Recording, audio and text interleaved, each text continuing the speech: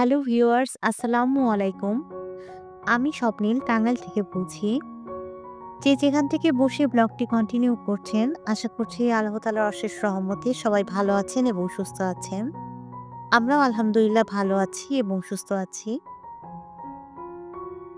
আজকে আমার পরিবারের জন্য একটা স্পেশাল দিন। যদিও এই দিনটা ওইভাবে সেলিব্রেট করতে পারি না। আজকে আমার হাসব্যান্ডের বার্থডে। তো ও খুব ছিমছাম থাকতে পছন্দ করে আর খুব বেশি একটা আয়োজন করে বার্থডে করাটা পছন্দ করে না। দিনটা ছিল শুক্রবার। তো সকাল, সকাল রান্না বসিয়ে দিয়েছি। খুব সিম্পল রান্না করব যেহেতু বাহিরে প্রচন্ড গরম। ভাজা পটল করছিলাম, সে সাথে একটু পোলাও রান্না করব আর একটু বিফ ভুনা করব।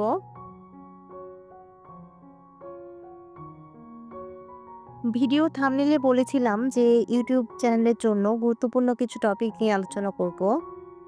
আজকের টপিক হলো আমাদের মাঝখানে অনেকেরই দেখা যায় যে ইউটিউবে চ্যানেলে ভিডিও আপলোড দিলে অনেক সময় ভিউজ কম আসে। দেখা যায় ডে বাই ডে ভিউজ কম আসতে থাকে। চ্যানেলে যে ধরনের ভিডিওই আপলোড দেই না কেন, ভালো বা খারাপ। আজকে এই সমস্যা নিয়েই আলোচনা করব এবং এটা সমাধান নিয়ে কথা বলার চেষ্টা করব। এই সমস্যার প্রধান মূল কারণ হচ্ছে ট্রেন্ডি টপিক সিলেকশন। আপনি যদি বর্তমান সময়ে ট্রেন্ডি টপিক বা ট্রেন্ডি ইনফরমেশন সম্পর্কে সিলেকশন না করতে পারেন, তাহলে আপনার চ্যানেলে যে ভিডিওগুলো আপলোড দিবেন সেটা হয়তোবা মানুষ দেখবে না। বর্তমান সময়ে যেই টপিকগুলো লাগছে না বা যে টপিকগুলো আননেসেসারি, সেই টপিকগুলোর উপরে যদি আপনি ভিডিও আপলোড দেন, তাহলে মানুষ সেই ভিডিওগুলো দেখবে না। আর না দেখার কারণে ইউটিউব সেটা র‍্যাংকিংয়ে নিচে ফেলে দিবে। যেমন ধরুন আপনার চ্যানেলে আপলোডকৃত সবগুলো ভিডিওর মাঝখানে একটি ভিডিওতে ২,০০০ ভিউজ এসেছে। সেই ভিডিওটি আপনার চ্যানেলের র‍্যাংকিংয়ে টপে রয়েছে।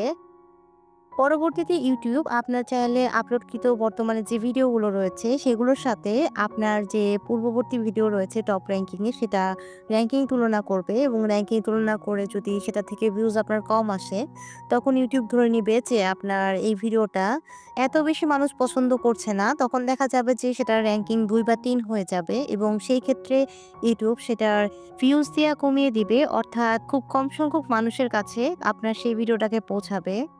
এভাবে ১০ টা ভিডিও আপলোড করলে দেখা যাবে যে ১০ টা ভিডিওর আস্তে, আস্তে ভিউজ কমে আসছে।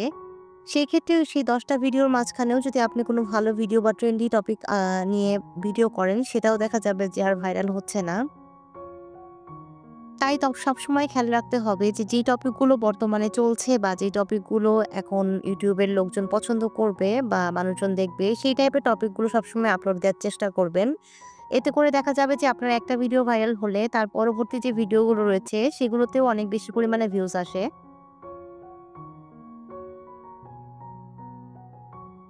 এই ছোট্ট একটা দরকারি টিপস ফলো করলেই দেখা যায় যে চ্যানেলের গ্রো দিন, দিন বাড়তে থাকে। কোনোভাবে আর ভিউজ কমে না। সন্ধ্যার পরে চলে গিয়েছিলাম লাজিজ কুইজিনে। যেহেতু আমার হাসব্যান্ডের বার্থডে ছিল। ওর অফিসের কলিগ ভাইয়ারা সবাই মিলে একটা সারপ্রাইজের প্ল্যান করেছিল। ওর বার্থডেতে কেক নিয়ে এসেছিল। সাবির ভাইয়া আমাকে আগেই ফোন দিয়ে বলেছিল যে ভাইয়াকে যেকোনো উপায়ে লাজিজে নিয়ে আসবেন। তো সেই অনুপাতে আমি ওকে লাজিজে নিয়ে গিয়েছি। যদিও সারপ্রাইজটা সে আগেই বুঝে গিয়েছিল। ভাইয়ারা এখানে ওর জন্য একটা কেক নিয়ে এসেছে। আমরা এখন এই কেকটাই কাটবো। এই মুহূর্ত পর্যন্ত যারা ভিডিওটি দেখছেন, একটি লাইক দিতে ভুলে গিয়েছেন, তারা প্লিজ ভিডিওটি লাইক দিবেন। আর আমার ভিডিওটি যদি ভালো লেগে যায়, প্লিজ চ্যানেলটিকে সাবস্ক্রাইব করতে ভুলবেন না। আর অলরেডি যারা এই কাজটি করে ফেলেছেন, তাদের সকলকে অসংখ্য ধন্যবাদ। এই তো কেক কাটার পর্ব চলছিল। সবাই আমার হাসব্যান্ডের জন্য এবং আমার পরিবার এবং আমার ছেলেমেয়ের জন্য সকলের জন্য দোয়া করবেন। আমরা যেন সুখে শান্তিতে সারা জীবন থাকতে পারি। আজকের মতো ভিডিওটা এখানেই শেষ করছি। সবার সুস্থতা কামনা করছি। দেখা হবে নেক্সট কোনো ব্লগে। সেই পর্যন্ত সবাই ভালো থাকবেন এবং সুস্থ থাকবেন। আল্লাহ হাফেজ। আসসালামু আলাইকুম।